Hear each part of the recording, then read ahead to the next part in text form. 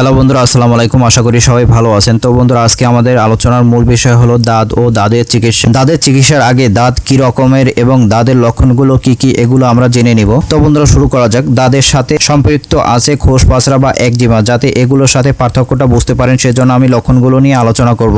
কোথায় কোথায় দাঁত হয়? মাথায়, দেহে, কুচকিতে, নখে।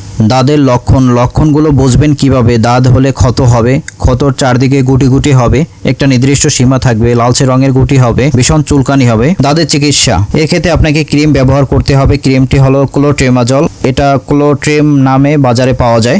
এটির ব্যবহার, এই ক্রিমটি দৈনিক 2 থেকে 3 বার ব্যবহার করতে হবে 15 দিন। অথবা মাইকোনাজল ক্রিমের বাজারে পাওয়া যায় ফানজিডাল নামে। এটি ব্যবহার করতে হবে রাতে একবার 15 দিন।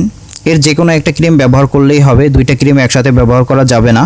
এতে যদি 15 দিনেও না কমে তাহলে আপনি ফ্লুকোনাজল ট্যাবলেট 50 mg খেতে পারেন, দিনে একটা করে 15 দিন। এতে আশা করা যায় সুস্থ হয়ে যাবেন। তো বন্ধুরা, আজকে এ পর্যন্তই। আমাদের ভিডিওটি ভালো লাগলে লাইক, শেয়ার, কমেন্ট করবেন এবং নতুন নতুন ভিডিও পাওয়ার জন্য আমাদের চ্যানেলটি সাবস্ক্রাইব করে ডান দিকের বেল আইকনটি ক্লিক করে দিন। ধন্যবাদ আমাদের সাথে থাকার জন্য।